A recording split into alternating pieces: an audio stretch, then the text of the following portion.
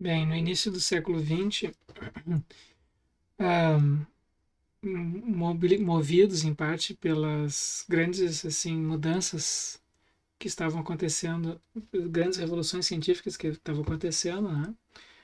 Sobretudo na física, na biologia, algumas pessoas começaram a questionar se a adesão a esse modelo cartesiano da mente não seria ultrapassada também pelo avanço da ciência. Se isso não seria uma espécie assim de resquício de pensamento teológico na filosofia e na psicologia. E algumas pessoas então começaram a desenvolver teorias da mente que prescindissem dessa postulação de uma substância mental e tentaram explicar, digamos assim, de maneira materialista ou reducionista a mente. E isso teve assim, isso foi desenvolvido em vários domínios, né? Então, uma escola de pensamento importante foi a chamada escola behaviorista ou comportamentalista em psicologia. Isso foi um grupo de psicólogos que sustentaram em psicologia que os comportamentos, para explicar os comportamentos humanos, para explicar os fenômenos, né, que a gente normalmente associa às vontades, às deliberações humanas, a gente não precisa postular nenhuma mente. A gente pode explicar tudo em termos de condicionamentos. Então um psicólogo famoso que sustentou isso foi um filósofo americano chamado Skinner. E ele basicamente sustentou que nós somos uma espécie de engrenagem muito sofisticada, né? Que não há propriamente nenhuma liberdade nos seres humanos, não há nenhuma decisão propriamente dito livre, né? Não há livre-arbítrio nos seres humanos, que todas as nossas ações são condicionadas por determinantes físicos, corporais, que a gente herda, né? Genéticos, que a gente herda no nosso corpo, e condicionamentos que a gente adquire com a educação. Então, o fato, por exemplo, da gente falar português se deve ao contexto no qual nós fomos educados. O fato de nós nos vestirmos do jeito que a gente se veste se deve também à nossa educação. O fato da gente comer certos tipos de alimento e não outros se deve a condicionantes tanto corporais quanto culturais. E assim por diante. Então, eles postularam assim, eles sustentaram, né, que a gente pode, em princípio, explicar todos os fenômenos comportamentais humanos sem jamais explicá-los em termos de mentais. Quer dizer, não é a minha crença, o meu desejo, o meu pensamento que causa o meu comportamento, mas são condicionantes físicos e corporais, né? Corporais ou ligados à minha educação, portanto também físicos, que explicam os nossos comportamentos. Então, essa é uma teoria do comportamento humano que prescinde da postulação de mentes. Então, esse foi o behaviorismo, chamado behaviorismo psicológico. Há uma versão do behaviorismo que também é metodológica, né? Que diz assim que para propósito assim do estudo do comportamento humano, eu posso prescindir da postulação de mentes. E há uma vertente do behaviorismo que é propriamente filosófica e que foi defendida por alguns filósofos na década de 30 do século passado, então há 90 anos. E esse é o chamado behaviorismo analítico. Essa é uma tese, a behaviorismo analítico, que é o que nos interessa aqui. Behaviorismo analítico é uma tese que foi sobre como a gente deve interpretar ou analisar os termos psicológicos. O que eles querem dizer, né? Quando a gente diz que pensa, quando a gente diz que sente ou percebe, o que isso quer dizer? Segundo o dualismo de substância, essas palavras se referem a propriedades, atributos ou eventos que acontecem, ou atributos da substância mental. Então, quando eu digo que eu penso, que eu sinto, isso, eu estaria descrevendo essa minha substância mental, que não é corporal, segundo Descartes, né? Segundo os behavioristas analíticos, e aqui tem um filósofo da ciência que sustentou isso, não é? Depois ele abandonou, mas na década de 30 ele sustentou, ele escreveu um artigo que tá na página da disciplina, que vocês podem conferir. Ele sustentou isso nesse artigo. E há outros filósofos desse período que sustentaram isso também. Eles disseram o seguinte: olha, sempre que a gente usa um termo psicológico, quando eu digo assim, por exemplo, que eu estou com dor de dente, ou estou com vontade de comer alguma coisa, ou que eu estou com frio, estou com calor, ou que eu desejo alguma coisa, enfim, qualquer expressão que a gente use e que aparentemente se refira a algo mental, eles sustentaram, é na verdade uma coletânea de uma espécie de abreviação de frases que indicam eventos físicos e comportamentais. Então eu poderia em princípio sempre traduzir essas frases que contêm termos mentais, mentalistas, ou termos que aparentemente se referem a coisas mentais. Eu poderia traduzir essas frases por conjuntos de frases que não contêm nenhum termo mentalista. Então, por exemplo, eu estou com dor de dente. O que a gente quer dizer, segundo o Hempel nesse artigo? Né?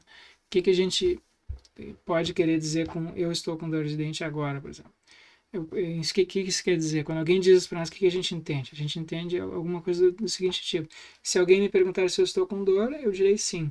Se alguém cutucar o meu dente, eu vou gritar.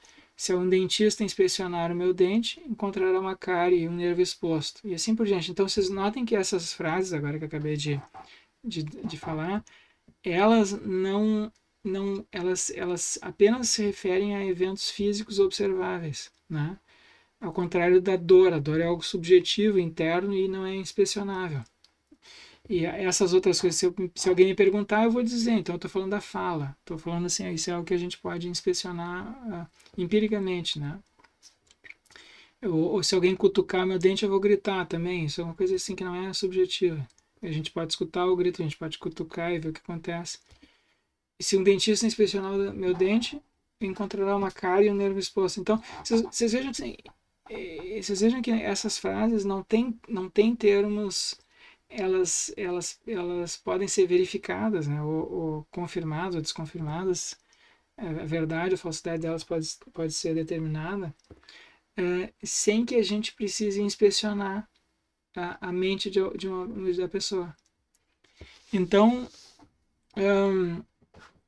então eles sustentaram que todas as nossas frases que usam termos mentais, pensamento, sentimento, desejo, consciência, todas as frases que nós usamos que contêm expressões desse tipo são, na verdade, abreviações de conjuntos muito grandes, né, de frases que, que descrevem os nossos comportamentos em determinadas situações. Então, é claro que quando a gente usa os termos mentais, eles têm a vantagem de abreviar esse conjunto muito grande. Né? A gente não precisa dizer se isso, então aquilo, se isso, então aquilo, se isso, então aquilo. A gente pode dizer, eu estou com dor de dente. E aí as pessoas já sabem o que isso quer dizer, né? Já sabem que eu preciso ir no dentista, que talvez eu esteja com uma cárie, que talvez eu esteja com o nervo exposto, que se alguém cutucar no meu dente eu vou gritar, coisas assim. Que talvez que, que eu estou sentindo desconforto, que tem uma inflamação, enfim, coisas assim que são perfeitamente verificáveis e inspecionáveis, sem que a gente precise fazer o impossível, que é olhar ou averiguar a mente interna, o estado subjetivo da outra pessoa. Né? Então essa foi a tese deles, né? Essa era uma tese assim, reducionista forte. Claro que depois, com o passar do tempo, eles receberam críticas e abandonaram essa tese, tá? Mas é importante que vocês saberem, né, que isso aconteceu. E eu deixei na página da disciplina também, para quem quiser comparar, um texto que não é de filosofia da mente, na verdade é de filosofia do direito, e que mas eu acho que talvez ali a tese é análoga a essa da filosofia da mente, né?